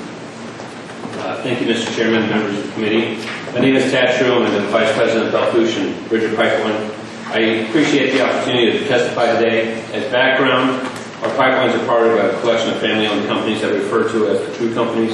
The True Companies were started by my grandfather as a one-rig drilling company back in 1954. Since that time, the company's expanded in exploration, pipe supply, pipelines, trucking, trading, and logistics, and other industries. We are headquartered in Casper, Wyoming, and have approximately 1,300 employees that work in 12 different states from North Dakota to Texas and Pennsylvania. My focus is running the pipeline operations of the True Companies. Our pipeline operation consists of gathering mainline systems in North Dakota, Montana, and Wyoming. We have approximately 3,800 miles of pipe in the ground. And over the past several years, most of our effort and construction has been focused on supporting the development of the Bakken in the Wilson Basin. 10 years ago, North Dakota's production was 84,000 barrels a day. It's now over 640,000 barrels a day, representing a 760% increase during that time. North Dakota is now the second largest oil-producing state next to Texas. However, when you compare the infrastructure between the two, Texas has over 50,000 miles of liquid pipelines in the state, while North Dakota only has 4,000 miles. Our estimates show that North Dakota production could reach 1.2 million barrels a day over the next 10 years, but there is clearly a significant infrastructure gap that needs to be solved. When it comes to efficiency in transportation, pipelines are clearly the most efficient way to transport anything, including oil. I don't believe the impact of efficiency is really well understood. And to better understand this efficiency, I threw out this hypothetical example of what would happen to the Rocky Mountains if our pipelines, the ones we operate, were no longer, for some reason, able to pump oil. What would be the impact to the Bakken, and what would be the impact to the Rockies? Number one, the cost of a Bakken barrel would increase by $10 per barrel for the Rocky Mountain refiners. That's simply the cost of transportation to get it to market. Number two, the total number of trucks required to haul this oil would increase by 250,000 trucks per year that would travel 275 million miles on U.S. and state highways. Additionally, to support these trucks, you would actually have to build a 12,000 barrel a day refinery capable of producing enough diesel just to make sure those trucks go up and down the road. From a different perspective, we just completed a new main line in western North Dakota called the Four Bears Line. It is currently transporting over 75,000 barrels a day, and this means that the Four Bears line has taken off 300 trucks on a daily basis from North Dakota's highways. And as I've heard in North Dakota several times, if you don't like trucks on the road, you have to like pipelines. In 2007, our pipeline company had 80 employees. We now have 152 employees. Most of that increase is due to the explosive growth of the Bakken, North Dakota. As importantly to the number of jobs that we created, we believe these are high-quality jobs. 15 years ago, I graduated from the University of Notre Dame and went to work for a firm specializing in high tech. This is during the internet boom. At that time, I thought I hit the mother lode. But today, we are paying the starting gaugers and starting station operators with no experience and only a high school education double what I was paid during the internet boom. We also provide comprehensive health insurance, a pension plan, and our employees average 10 years of service across all companies. These are the types of jobs we are offering, and I believe these are the type of jobs our nation needs. So, in conclusion, 3 points. Number one, North Dakota is now the second largest oil-producing state next to Texas, yet has less than 10% of the necessary liquids pipelines to deliver crude to market. Number two, pipelines are the safest and most efficient means of transporting the oil. And number three, we as an industry are creating high-quality and sustainable jobs. That concludes my testimony, and I look forward to questions. Thank you. And I'll recognize myself first and start as I did before. True. What you're telling me, though, is that if you care about the environment, you want to reduce total carbon consumption, you can reduce 12,000 gallons or 12,000 barrels a day by having pipelines rather than trucks. Right. I use that example that just to replace our pipeline with trucks would require a new 12,000 barrel a day refinery. Okay, but I'm looking at 12,000 barrels a day and saying that's fuel that will be consumed and turned into CO2 or won't be consumed and won't be turned into. That's one of those great offsets. You could probably sell that offset. I'm going to write that down. I think and if I weren't in Congress, I'd broker it for you. In all seriousness, though, very clearly, people will die because trucks will have accidents. Thousands of trucks, day after day after day, will eventually, a certain amount of them will be in accidents. They will spill oil. They will kill the driver. They will damage the road. They will tie up traffic. All of that is a reality if you don't do the efficiency of moving, as we have for generations, into pipelines for more efficient traffic. Is that correct? Pipelines are clearly the safest mode of transportation. I have in my written testimony, I state that trucking is 3,000 times more likely to have an accident than pipelines. And Mr. Hatfield, you were shaking your head yes, so I'll consider you as a yes on all of those same questions. That essentially, we are really hurting the environment and snarling roads by not building these pipelines, including the Keystone.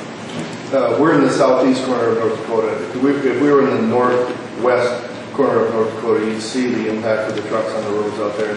And you're right, on a daily basis, trucks are plugging roads, and there are issues with them. As Dad or Mr. Truitt said, we agree the pipelines are the answer to and the solution to the problem, and we need to keep moving forward in that regard. Now, if I understand correctly, Mr. Stark, I'm not going to hold you for proprietary costs, but it costs, in direct costs, about $10 a barrel to get oil to the point where you're going to put it on a truck or put it on a train and move it out of the well. That doesn't include your huge investment and so on. But that's what they call your lift cost. But your transportation cost, as I just heard, is equaling your entire lift cost. In direct cost, it's a huge part of, if it's $74 a barrel of oil, you've got $10 of lift cost, but you've got $10 of transportation cost that ultimately just evaporates from the profit and the taxes to the American people. Isn't that right? Well, correct. When you look at pipeline as a means by which to transport the oil, it is the most cost effective. It takes trucks to gather it, trucks to deliver to the gathering stations, and pipelines will rail to get it to refineries. And so there are costs associated with each of those. And so those costs vary across the board. And so anytime you can eliminate one component of cost in there and reduce those costs, it definitely translates immediately to your bottom line. Well, Mr. Elkstrom, I think you had said that, actually I think it was Mr. Stark, but if in fact Bakken can produce 1.5 million barrels a day, if I do, I'm sorry, that's over and above what you're doing today, but no, that's total. That's total. I'm doing the arithmetic. That means that California, Nevada, Arizona, Oregon, and Washington's deficit, the amount they import that ultimately is imported from other countries, would all be eliminated. California imports a little less than 1 million barrels a day. It's the big kahuna there. But you'd be able to produce a surplus greater than California's deficit. Sure. At this point, we're looking at about 575,000 barrels a day coming from the Bakken alone.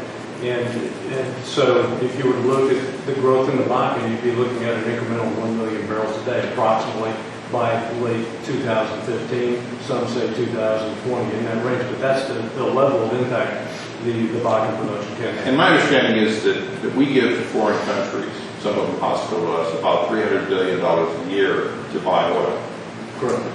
And if your prediction is correct, and we support these kinds of advancements in technology and facilitation, we could get to where we could save that $300 billion and have it all be generating jobs and income in America. Without a doubt.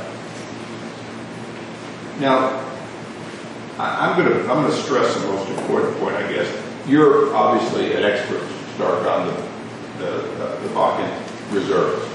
But would you say that in the world, and particularly in the United States, this will be duplicated? There will be other significant reserves that will be found in Texas or Pennsylvania or wherever that will yield similar improvements, allowing not just what you're doing here, but America to become oil and natural gas sustainable, independent for generations to come.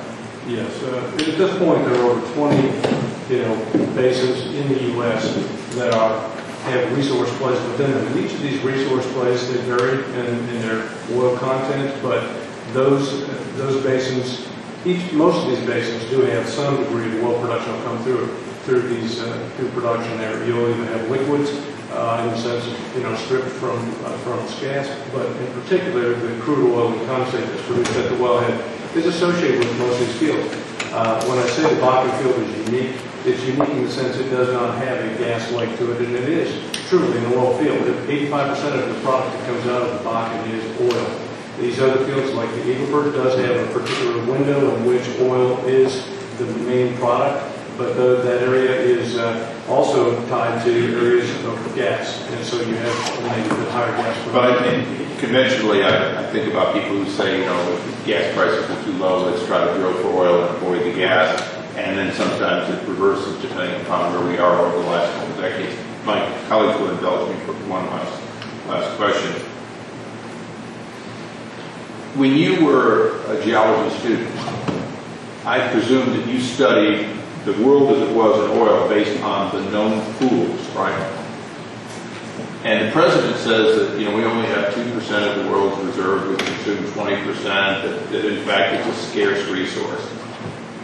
Knowing now that the source rock can be harvested, what you're doing here at Bakken, knowing the source rock can be harvested, and the quantity of, if you will, ancient algae that has been put into these rocks all over the world, is it fair to say that America has, that 2% is simply a farce, a disingenuous, perhaps even a lie to continue saying it, that in fact the world's energy by new technology just made a large leap in availability, and America's known reserves or likely reserves have now gone up so high that effectively to say that we cannot consume 20% of the world's, that 2% known oil reserves, if properly stated, is America can produce all of the oil for its own, and natural gas for its own consumption for the rest of our lives and our children's lives. Correct. You're looking at 21 billion barrels of oil for the U.S. today. It is just such a gross understatement of what reserves do exist here, and that's been unleashed by the recognition and the ability to access the source rocks themselves, as I said. And so the multiples that we will have on this have been range anywhere from, I've heard, as much as 10 times to 40 times the amount of oil that we are estimating that we have in the ground today. Well, lest anyone think that I call the president a liar, I'd like to summarize by saying that clearly the president is telling the truth, but it's a truth of the past, not a truth of the present or the future. Correct. It's not recognizing the change that's happened. Mr. Lang. Jack, I want to get a chance to bounce a few things off of your industry also as well. The pipeline safety bill that was passed last year and signed on, how has the regulatory rollout worked for y'all on that? There's some regulatory changes in safety and permitting and such. How is that working? Is it working?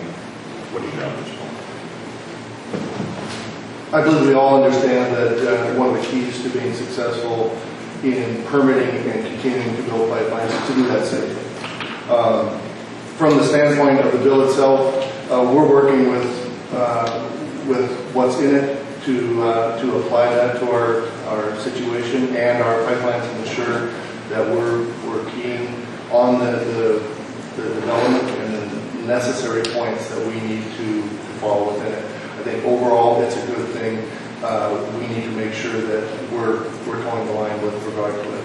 The predictability and the clarity of it is a good thing in making sure that we're going to know what we need to follow in the future. Okay. Mr. Tree, are there any comments on that? No, when number one, it was developed in conjunction with industry.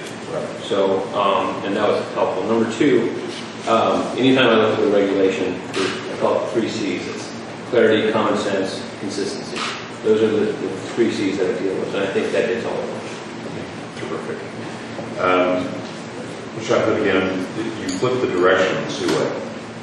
It's the seaway reversal that you had there from Houston to Cushing. You flipped it now, Cushing to Houston. How is it gone? Is that complete at this point? Any major issues there? As of May 2012, we've got the successful reversal of that at approximately 150,000 barrels per day. That by next year will be up to 400,000 barrels per day of crude moving from Cushing down to the Gulf Coast. And then with the twinning of that, would be up to 850,000 upcoming years. In Oklahoma, we have a major pipeline that's starting up construction. Well, actually, it's stopped construction now. It's headed from the Cushing area all the way down to the Gulf as well, because we have a burrowing beetle. And there's been strong limitations on when and how we can do construction, and there's been a stay on a lot of things. And the beetle is common in Oklahoma. It's also a nasty beetle that if slide your driveway, you can step on it. But it's that beetle has caused major issues for us in pipeline construction. Have you experienced anything like that from Fish and Wildlife Department of Interior here in North Dakota under construction for pipelines? Yes and no. We have, as Representative Berg had mentioned earlier, North Dakota does have a top regimen of policies and guidelines for ensuring and permitting our project. They do cover similar type of effects or impacts to pipelines. But the one thing I think that we do have in North Dakota that's benefited us, and again Representative Berg referred to it, is the predictability of it. We know what those policies and procedures and our requirements are. This is federal Fish and Wildlife stepping in and saying this species in particular you have to do additional protections for mowing. There's all kinds of things you have to be able to determine on this. Every 2 days somebody's got to walk the area. It is amazing the regulations that are around this beetle in construction if you're going to turn the soil for that. Is there anything Fish and Wildlife, particularly on a federal side, causing any issues here in North Dakota? We have, absolutely. We've run into, whether in North Dakota or across the country on larger pipeline lays, we run into the same impact of protected species and those type of things delaying the project. And so long as we're doing the right thing and doing it as quickly as possible, and we know that it's coming, as a business commercially, we can deal with it. It's the unknowns that goes. But yes, absolutely, we've been impacted by that. Okay. Quick question as well. dealing with this whole issue of the federal leasing time versus state permitting time, and the time to get into the permitting. When Mr. Helms earlier had mentioned before, the bullets that are 290 days to permit on tribal or federal lands, and 3 weeks or less if it's a state permit. You guys live and breathe this all the time. What are some solutions to this? We see the problem. What are some clear cut, if we did this, this, and this, it would provide us some good solutions as well as good protections for federal land? Mr. Chairman, we visited the Department of Interior earlier this year and suggested to them that if they had a certain percentage of ownership or less, that they simply accept the state permit since there is no surface disturbance involved. Okay, so if there's no surface, it's all below a certain percentage. Do you recommend a certain percentage on that, or is that? We recommended less than 50%. Okay. There was not a positive response to that in the Department of Interior. Did you try 40, and then 30, 20, and then 10? It appeared that an auction was not going to be favorably received. I would like to add one other thing if I might about the pipelines. Private companies, producing companies, also build their own pipelines. We built a 17-mile pipeline to hook into Enbridge in Montreal County. And happily that went swimmingly because it was all on private land, and we took virtually all of our trucks off that had been going to that terminal. So private companies do that, producing companies do that as well as pipeline companies. Stark, any other ideas on specifically how we do this federal land issue? I second Mr.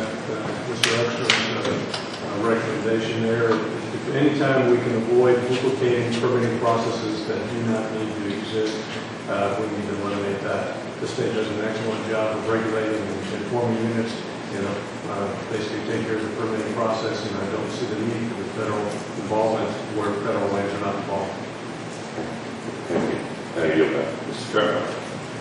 Thank you very much. Before we get started, Mr. True, I understand you're lamenting the size of the North Dakota pipeline infrastructure as opposed to the Texas infrastructure. I'll remind you, everything's bigger in Texas. Especially the I wanted to visit for a second with you, Mr. Stark. You're talking about how the technology is greatly enhanced in recovery. And I think you mentioned that in the Bakken in particular, we're still not getting 100% recovery with the technology that we've got. It's still pretty inefficient recovery even as we start to do the fracking. We're not getting all that trapped oil.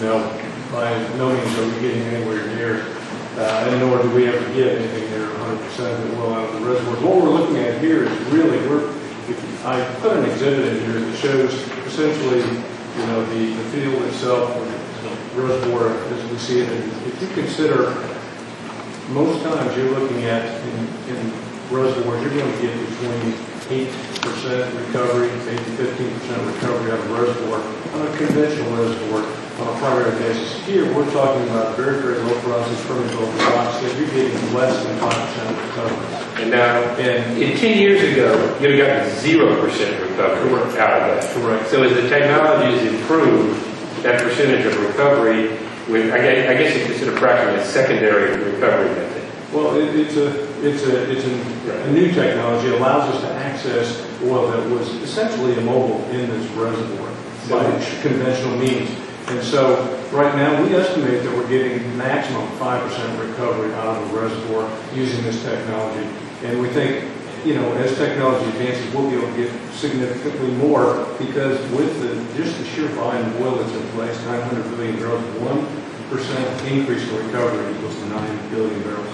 So we're getting less than 10, it's fair to say easily less than 10%. And as technology improves, just like it did with fracking, that number could go way up. So the upside is way higher than we are. I just wanted to make sure that we are clear about it. Mr. Exner, you were talking about, and Mr. Tree, you were both talking about employment and the folks you're hiring and good paying job. What sort of skill sets are you looking for? I mean, there are entry-level jobs there, and a lot of them. Or if you were looking to get a job in the oil and gas industry up here in North Dakota or anywhere else we've got a play going on, what sort of skills should you be learning or getting, or do you need? Well, Mr. Chairman, the skill sets range from the very most basic, being able to operate a machine or drive a vehicle, all the way up to executive level experiences or capabilities, I should say. We have a particular focus right now on gas plant operations. So people who are used to working with heavy equipment or large kinds of mechanical installations are particularly favored. I might point out, and I regret not saying this earlier, but I put some Bakken core samples on the table if you wanted to see them and understand why we're needing a frac. There's both Bakken and Three Forks there. Obviously, we'd like to have more geologists. We're funding educational institutions in the state. We have the National Energy Center of Excellence in Bismarck, at Bismarck State College. Any scientific discipline, just about any scientific discipline, would find a home. And if you're not a college-bound person, there's also still plenty of jobs. I know in Texas, we're $5,000 signing bonuses for folks with a commercial driver's license and a clean driving record. I mean, is it a similar situation here? Similar situation here. In fact, we have a similar situation in Texas where we're involved in the Wolf Bone and Bone Spring development out by Midland. And we also have a CO2 flood there, which is another advanced technology. We also have one in Oklahoma out in the Panhandle, Representative Lucas's district. So the technology is moving inexorably. I like to think that we're at the end of the beginning, as opposed to there are those in Washington who say it's the beginning of the end. Mr. You're saying your entry-level jobs are gaugers, and they're in the, what did you say they're getting paid? Around 60 plus, right? 60 plus, I mean 60 to 80. And what does a gauger do? I mean, I know, would you tell? Okay, what a gauger does is when we're ready to ship oil down the pipeline from a lease, the gauger will go out to the well, climb the tank, climb up the tank, use a gauge that, like a yardstick, basically. Yeah, plumb ball, and stick it down to figure out how much oil is in there, turn on the equipment, and ship it. Okay, pretty entry-level job. You don't require a college education. I do have some questions if we have time for a second round. Mr. Burke. Thank you, Mr. Chairman. First of all, I want to thank everyone for being here on this panel. I don't know if it came out, but several years ago, we were taking huge discounts in North Dakota on our production because we couldn't get out of the state. So, I mean, when the market was $70, $80 a barrel, we're getting $24 a barrel in North Dakota. There's just no capacity. So there's been just a lot of things that people have been trying to do to figure out how. And so thank you for your expansion of pipelines. And Kat, I thought your 3 C's on regulation was just great. And this is one of our problems.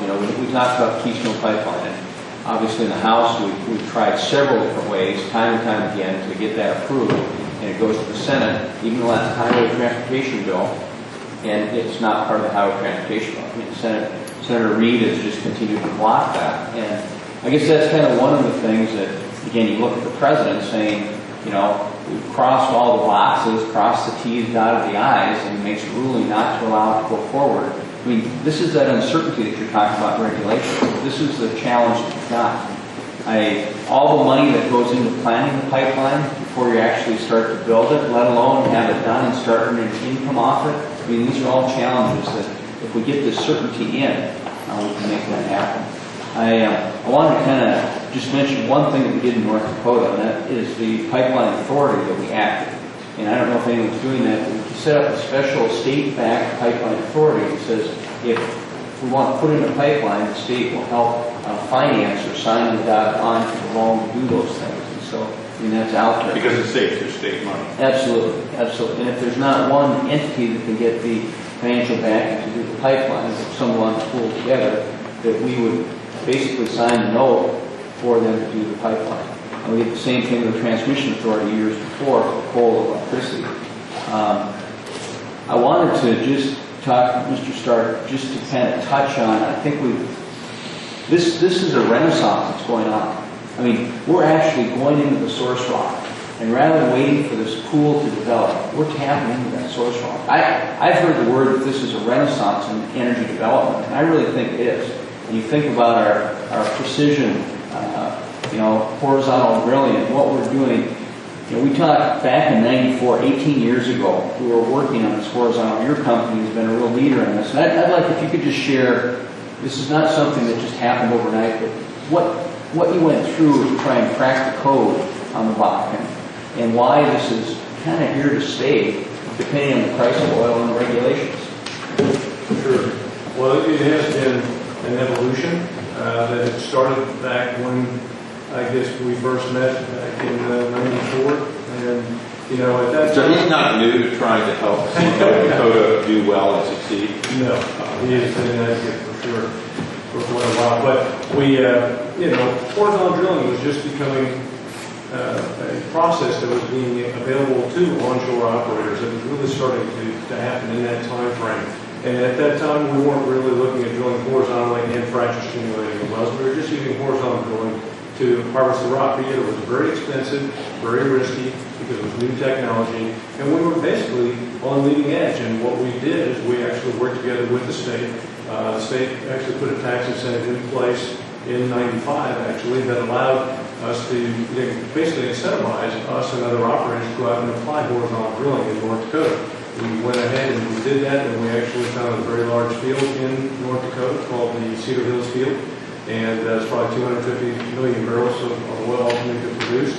And from that technology, and this is why I say it's an evolution, from that technology, then we started to recognize other applications that we could use this precision horizontal drilling in. And that's where the Bakken evolved. And so we ultimately started to apply this technology industry-wide up in Montana, where the Bakken actually was originated as far as the clay as we know it today. It's where it started.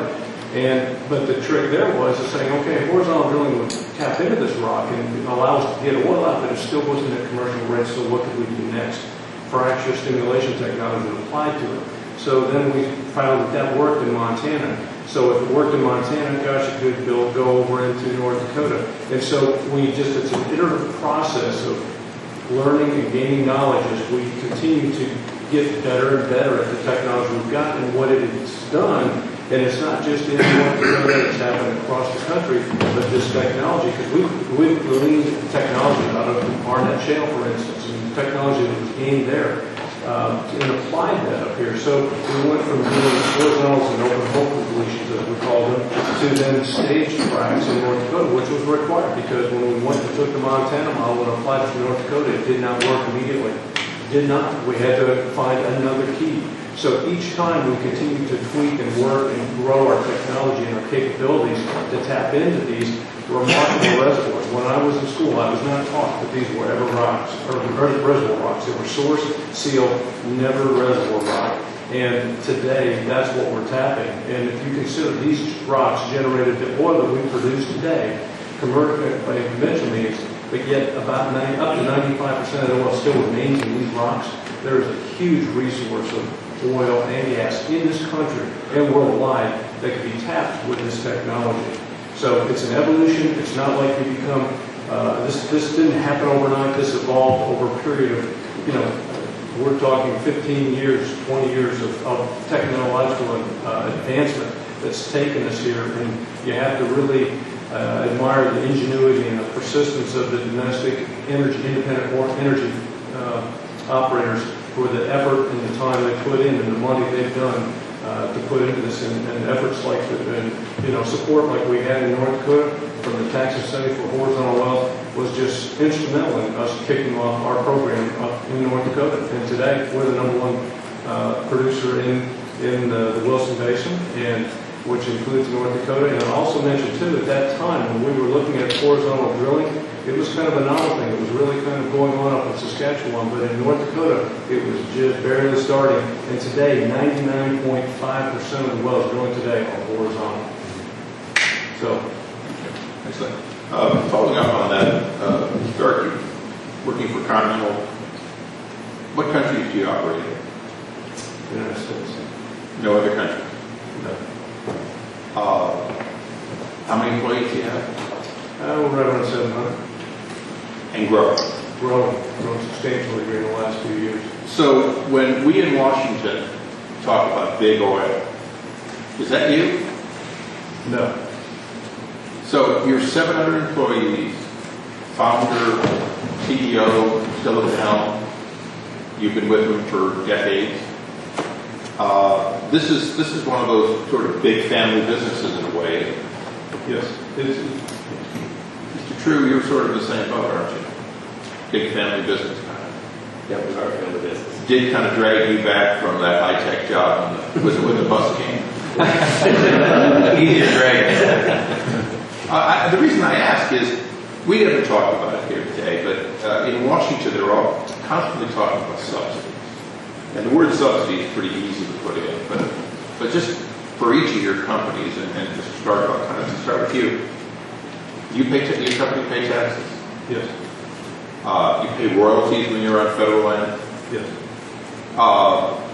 So you pay income tax, you pay royalty taxes, you pay sales taxes, property taxes, you pay fees to all those leases, you're leasing them from individuals who own them, and they pay taxes on that income. Where's the subsidy?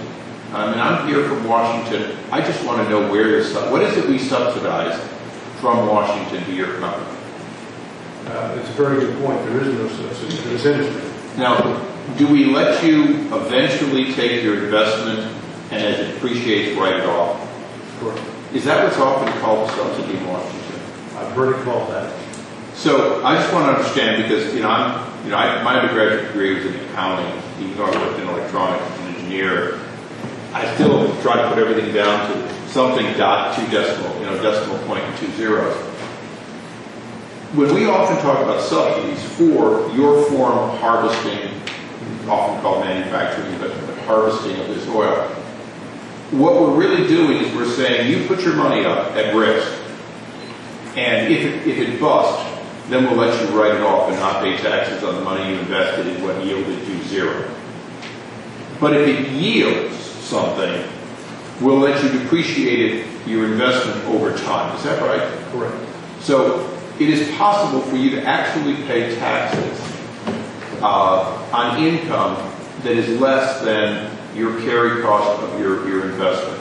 You sometimes pay the government taxes and then have to go to the bank to borrow to pay those taxes because all of your money is reinvested in those holes you're drilling. Correct. Now, is your company, and it's my last question, and I think it probably is a good question for each of your companies, are you essentially reinvesting every additional penny post-tax that you can into exploring and doing this very potentially lucrative development here in North Dakota? Yes, we are, and more. Okay.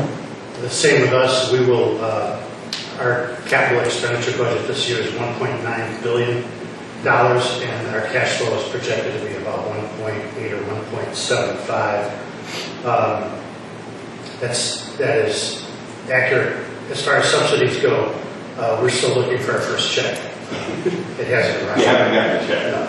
Neither of the other two, same sort of thing, even though you're on the non-drilling side. Let me just ask one closing question, because it's frustrating for us in Washington, because we hear all these things and we know they're true, we just can't seem to find verification of it. Are you sending any jobs offshore? Are you exporting jobs right now? Absolutely not. We operate in the United States. Are you outsourcing to India? Are you sending jobs? Is that what your company is doing? No. Are either of you exporting your production of pipelines and distribution outside the country? So at a time when we're always hearing about people outsourcing and getting rid of jobs, I have 4 people in front of me whose companies are every single additional opportunity that we facilitate or at least get out of the way of means an additional U.S. job. 100% U.S. jobs will be produced if you do that. Correct, Mr. Chairman. That's enough for me. Anyone else have a follow-up question? Quick follow-up. Mr. Stark is a geologist. Just to push one more time this question. You made a statement, Bakken is a completely new type of reservoir. Now, I'm not asking you to give me company secrets here, publicly on congressional record. Is it your gut that there are other reservoirs like this in the United States? Well, there are, and that's why I say there are 20-plus type resource type. But that are major oil plays, the others are oil and gas and that kind of stuff. Correct. And so we've only begun to scratch the surface. So, but you got there's undiscovered. You got the 20 basins we talked about. You think there are other undiscovered areas? Yeah, again, you go back 10 years ago. No one understood how plentiful the oil would be here. Do you? And I understand it's a gut. Oh, without a doubt, I don't believe by any stretch that we've found all the resources here, and the technology will allow us to identify and unleash more if we're allowed to do that. Okay, thank you. I'll get back. Fair. I realize we're getting short on time. Much like getting the oil out of North Dakota to Texas for refining, it's several hops for us to get home on an airplane to Texas as well. But I did want to. Hopefully there's no beetles in our way. I've not had good luck on airplanes in the past couple of weeks, but I did want to take just a couple minutes to talk about the pipeline and some of the issues that you were facing. Mr. Hatfield, you mentioned that as you do these trans-state pipelines, you face a variety of different regulations in the states. And it's a time-consuming and expensive process. I'm assuming you don't want the feds to take over regulating the pipeline. You're better off dealing with the states. What we would like is clarity and predictability. And the fact is that either side that they came from, we'd be happy with it. But I believe that the answer to the question is yes, we'd be happy with states working and being more predictable. And you talked a little bit about the Seaway reversal. That was a pipeline that was taking refined product north. Is that correct? And now you're bringing crude south for refinement. It was reversed, and we're bringing crude back south. You're exactly right. All right. Now, what's happening? How does the product now get back north now that that capacity is gone? Right? I guess the point I'm making is y'all reversed that because it made economic sense to do it rather than it was much cheaper to reverse that pipeline. You felt like there was more of a demand, you could make more money bringing the crude south. Did you reverse that pipeline because it would have taken too long and been too expensive to build another one? I mean, explain to me the kind of the thought process in that. I have my focus in North Dakota, and so the fact is I don't have a huge amount of detail with regard to some of the bigger mainline projects. But anytime that you do a project, if you have the opportunity to use a pipeline that's in place, it's going to be much more efficient and economical than going through the steps today. And whether that was absolutely the reason, I can't say. And you're talking about twinning one of your other pipelines. That's going into your existing easement and putting another pipeline. Is that what that means? What we will be doing is running a secondary pipeline along the existing easement in the same direction, doing the same essential stuff. And I assume that's substantially cheaper because in most of your easements you have the ability to lay multiple pipelines. Is it regulatory? You have to get re-permit? Is there regulatory hurdles associated with that? You'll essentially run some of the, and in many cases most of the same regulatory requirements, but it will be, it should be a more effective process of going along with existing regulations. And for a trans-state pipeline, let's say coming from the Baltic to, we'll be nice to Mr. Langford and only take it to Cushing and bring it all the way to his. It's going to Cushing. How long would it take to build that? If you decided you wanted to do it today, which you have, until the first drop of oil flowed out of it, how long would it take and what are the big impediments there? If I could give you an example, our southern access line, which was very simplified compared to what you just laid out from going from the Bakken to Oklahoma, which would require more states. This was a line primarily in existing right-of-way across that encompassed 2 states. That permitting and approval process essentially took 34 months to go from initial permit to construction being completed. Construction was 11 months. And in the meantime, that product is being moved by rail or truck, which is substantially less efficient and less environmentally friendly. It's being moved by whatever mode the customers can find to move to market. Thank you. Thank you. Berg. Well, I just want to conclude and thank everyone for being here. Our goal, quite frankly, is to create energy independence in America. And I think some of these facts that are coming out of this committee, this is a critical committee, it becomes part of the record, lays down really something for others to look at as we start to say and get serious about how do we reach that point of energy independence, which obviously is about national security, it's about economic security, we've heard that, and it's about American jobs. So thank you. Well, I want to thank our witnesses. I think I'm probably the only one on this side of the panel who's old enough to remember when the Alaskan fine came in and when, similar to North Dakota, jobs that paid incredible, unbelievable wages caused people to leave their families and head north and send home more money from Alaska than they could have made if they stayed there. I'm glad to see that one state, in spite of the federal government's assistance, is finding a way to do that. The record will remain open for additional questions and any additional ideas or inclusions you want to place in the record. Mr. Stark, I want to give you one last kudo, if you will. If I could find a way to get you back to Washington to explain to people just how significant this geology change, the change between when you were in college and today has been, I hope you'll be able to accept our invitation. Now, I probably should get somebody in to teach financial literacy first. But second only to that, I think that you would be the greatest addition to the education of members of Congress. And lastly, I want to thank my colleague. I know that successes like here in North Dakota don't begin overnight, and I know your years of service before you came to Congress meant a lot. And thank you for coming and adding so much to today's hearing. And with that, we stand adjourned.